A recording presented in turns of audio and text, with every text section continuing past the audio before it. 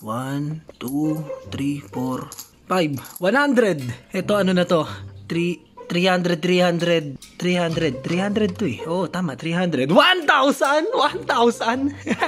And dapat, pag may ipon ka, pag may gusto kang bilhin, dapat pag-iipunan mo, boy. Hindi porke may pera ka, gastos ka lang ng gastos eh, no? Mas masarap gastusin yung mga ganyang ipon. Basta pag may gusto ka, pag-ipunan mo, so yung barya na yan na tagbebenta, may ipang bibili tayo ngayon yan dito sa video natin for today's video. Guys, nakabihis na ako. Outfit check. Ganito lang naman ako pumorma. Naka-short, naka-t-shirt, tapos naka-sapatos, syempre, and then naka-bag, tapos may sling bag pa, o, diba? Parang akit ang bundok. So, guys, samahan nyo ako. Tara, bili tayo ng bago nating Tamiya, pare. Ang dami nagkagusto rin sa last video natin eh, no? Ang dami nagkagusto. Tamiya, na-miss nyo, no? Kahit ako, na-miss ko eh. Kahit ngayon laway ko, namumuna sa bibig ko eh. Matuto tayong mag-ipon para may pambili tayo ng mga laruan. Let's go! Yan na ata yung pinakamalaking bowling pin na nakita ko eh, no? Ano kaya kung ganyan talaga kalaki yung bowling pin? What? Wow! Ang bigat!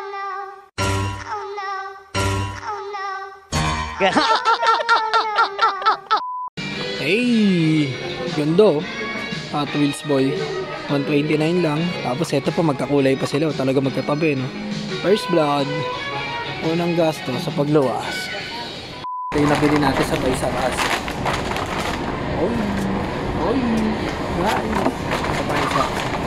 Itong isa, ano, surfing school bus. Yan. School bus siya, pare. Ano to? Fancy cars. Tapos ito, 1957 Jeep FC, pare. 1957 Jeep FC. Yan. Ganda na ito. Oh, ganda na ito. The best. Hey, napakabait naman po. Ang bait naman nung nagpakain sa inyo. Swerte ng dalawang mingming. Kaya pala ang tataba ng pusa dito eh. Oh, may nagpapakain sa kanila, no? Galing. Ba't ikaw hindi ka kumakain? Oh, bait talaga ng mga nagpapakain ng pusa, no? Saludo sa inyo. Bait. Malamig. Para pa ako natatay. Nandito na ako sa brickyard, guys. Nandito na ako sa brickyard, guys. Ang ganda ng background. Dati dito nakapwesto yung racetrack nila. Ngayon, andun na. Eee. Andun na yung racetrack. Iniisip ko anong bibiling ko eh. Nakabiling ko na yung roadie bull ngayon. Para makompleto na yung ano natin, no? Yung tawag dun. Yung starter pack natin. Baka makompleto na.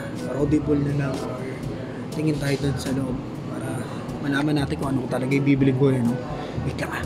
Bawal maingay dito eh. Ito maganda rin to guys. Shadow Shark. Parang pang F1 yung design niya, no? F1 Racing. Natin dyan. Ah, magkano? Walang presyo. Iron Beak. Tagal ko na nakikita to dito eh. Hindi lang ako bumibili niyan eh. Pero sila mga below 500. Eh no, ito 498. Ito parang hindi ata 498 to. 598. Ayan. Yung mga remote control, may parts din sila dito. Ayan, may gulong. Ayan, yung tire. Yung mahal ng tire, no? 425, dalawa. Pag nasiraan ka ng tire, 425. Ito, may ano din dito. Mugs. Ganda ng mugs. So, pwede ka mamili. Gold, red, or black. Ako parang maganda yung ano, yung gold. Ito pa, may mga iba pa rito. Puro mugs. Ayan yung mugs niya. 365. Iba-iba presyo. Pero ito mas maliit. Ito laki oh. Ay hindi. May pompa. So kung makikita nyo sa taas, andito rin yung mga RC cars nila dito eh, no? Yan ang gaganda, no? Yung mga truck. Malalaki talaga yan. Parang ano yan eh. Basta malalaki sila. So ayan, iba't ibang klase ng truck. Meron ding sasakyan na RC dito. Tapos pag bibili ka nyan, hiwalay pa yung remote control nyan. Yung remote control nyan, nasa 9,000 yung ata yung pinakamura. Tapos kung gusto mo magbuo, pwede ka rin bumili ng tools dito. Kung wala kang dalang tools, pwede naman. And pwede ka rin namang mag-arkila. Meron silang pang ano dito, tools. Bibigay ka lang ng ID. Tulad niya, may carter dito. Tapos ito, long nose. Yung long nose, 1,400, no? Tapos yan, may mga pangkinis din sila. Kompleto yan, pare. Ayan, yung may chani din para sa mga maliliit na parts. Ay, hindi ata chani tawag din. Ano nga ba tawag doon? So, ayan, sige. Tara, bibili na ako nung ano, roadable na lang yung bibiling ko, guys. Tapos, a-assembling ko na rin dito para masubukan ko na rin. Okay.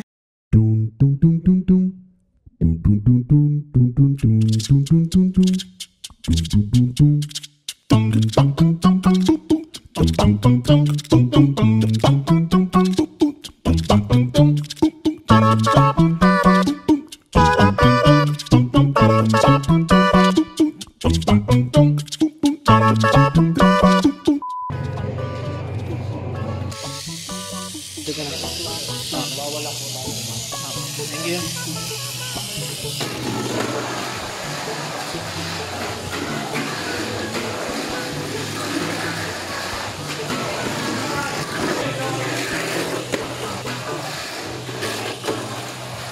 Napakalamig. Hanggang ngayon nilalamig ako. Ayan guys, tapos ko na yung Roadie Bull. Ayan, pauwi na ako. Pero minadaanan ako kanina na isa na tignan lang natin. Ano siya, archery na may airsoft na pwedeng mag-bang-bang ng kahit isang minuto, 100 piso lang. So, puntahan natin yan pagkatapos ko umihi. Ayan o. Ay! Ito yung 100. 2 minutes. Yes po, yung one magazine. Oh, tatry ko lang naman eh. Wait lang. Sa one magazine po, may 70 shot po pa. 70 shots? 17. 17. Yes. Okay. Kala ko 17. Dami nun. Eto. 200 ammo po ito sa rifle. Kailangan to may unit ka or dyan din? Meron po. Ito na po siya. Pero pwede na siguro to. Tatry ko lang naman. May bayad dito? Pag gusto niyo ng target papers, Pero ano ba yung pinaka-target? Ayun. Okay, sige. sa archery naman po, may 2 oras na pagpipilian, 30 minutes and 60 minutes po. Sa 30 minutes, 300 pesos, including na po lahat, pati target. Only arrows na po shot, with target na rin po. Okay. Coaching na rin po, pag first timer, may mga basic coaching naman po tayo. Eto po, ano ito? Si archery attack po is shooting each other po. Mas maganda sir kung marami kayo, grupo kayo. Shooting each other? Hindi ba masakit yun? Hindi naman po kasi po yung arrow natin sa ganun siya. Okay. Try natin to. Ano lang yung 100 lang, 17 shots. Yun yung yung pistol na gas type. Try natin para magka-idea rin kayo kung ano yung gas type na pistol, no? Excuse me po. Ay, ganda ng loob, oh. Yun yung target. Airsoft din po to, sir? Oo, sir. Po. Lahat yan. Okay. Pwede nga hawakan? Pwede naman, sir. Then, ito mga tinatawag na high kappa. Oo. May lamang pag may, alam niyo naman siguro, sir, pag may high kappa, di ba may lock dito? Ito pwede pa hawak. Astig. Yung mga high kappa, ayan ang maganda, sir. Kasi, di ba, pansinin niyo, sa mga high kappa, medyo may maporma siya kaysa sa mga Glock. Sa dito, siyempre, mas ano siyang pag nilalagyan pa ng ibang accessory. Okay. Yan yung pinagkaiba. Kaya sa high kappa, high capacity. Opo. Mas marami siyang bala kaysa sa Glock. Okay. Problema nga lang, mas magbigat siya. Ayun yung target, guys.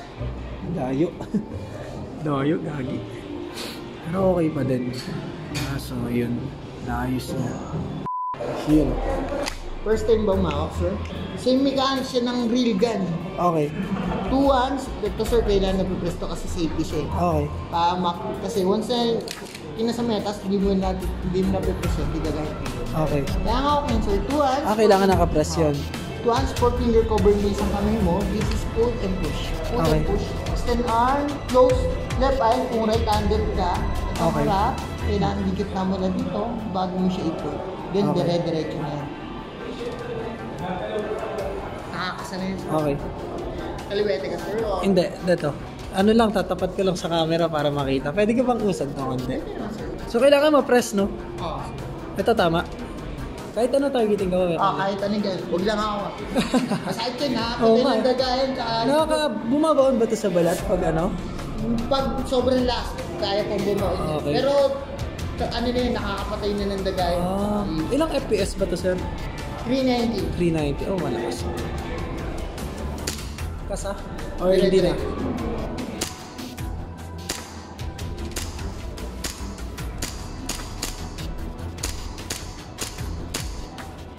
Ay, hirap pala sa pulin eh, no?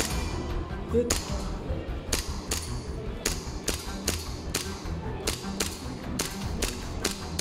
Okay. Ano rin pala siya, no? Lumalaban siya. Kaya ganun ang out niya pulin. Oo. Para makontrol yung dito. Kada shot, kailangan... Hindi, talagang ganun yung hawak. Okay, okay. Para control mo yun. Hindi, mali pa pala tatlo. Oo. Okay. Thank you. Thank you, sir. Lumalaban din pala. Akala ko parang ano lang. Pellet gun. Parang pellet gun, oh. First time ko kasi umawak niyan eh. Kaya nakakaano eh, nakakailang eh. Pero okay pa din, sulit naman yung 100. So thank you ah. Ano pong pangalan niyo? Kiko, sir. Nice. So sige sir, try natin, isa pa. Try po, sir. Baka mas malakas yan.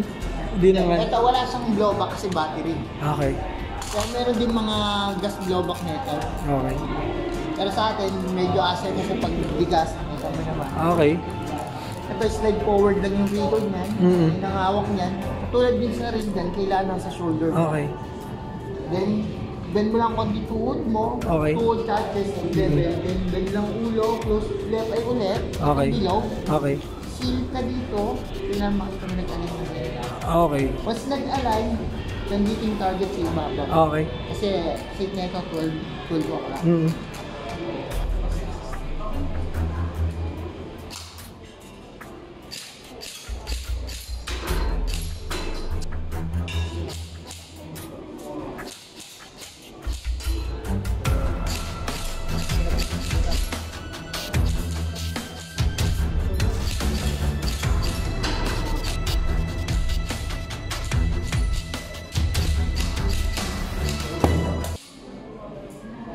So sa mga oras na to guys, talaga nag-enjoy ako dito sa may Attack Arena.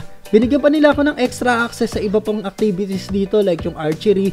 And then etong airsoft gun, binigyan pa nila ako ng extra round like yung rifle. Tsaka may isa pa akong round doon sa may handgun. Located nga pala tong Attack Arena dito sa may Vertis North. Yan, malapit to sa may Trinoma. Dito to sa may 3rd floor, makikita nyo to agad. Malapit to sa may escalator. Sobrang abot kaya ng mga activities sila dito guys. Ngayon lang ako nakakita ng airsoft gun na makakagamit ka sa halagang 100 pesos. May 17 rounds ka na nun. Tapos ito yung archery guys. Yan o, apaka-astig. And then ito pa yung isang astig dito guys. Pwede kayo mag-combat dito pare. Combat archery. Kung 5 kayo, yan, pwede kayo mag-buy P5 dito. Kung isang grupo kayo, tag 5 pare. Pwede kayo maglabasan ng sama ng loob dito. Pero yung bala naman ng archery dito guys, malambot naman yung dulo, kaya safe naman. Kaya sobrang the best dito sa may Attack Arena. Ang tagal ko na nagpupunta dito sa Vertis North. Ngayon ko lang sila nakita, no? Buti na lang nakita ko sila ngayon. Dati daw kasi nakapwesto sila dun sa may baba. So which is hindi naman ako nagagawi dun sa baba dahil yung tamiyahan nandito sa may 3rd floor. So ayan. Buti na lang nakita ko sila at natry ko yung airsoft gun nila and then natry ko yung archery. Sa gustong mag-archery, huwag kayong matakot sumubok lalo na kung first timer kayo katulad ko dahil may nagtuturo naman sa kanila. The best yung nagturo sa akin si Sir Marlon. Talaga natuto ko. Nung una, kung saan tumatama yung ano ko yung arrow ko eh. Pero bandang huli, naka-target naman tayo at naka-gitna, naka-bullseye tayo.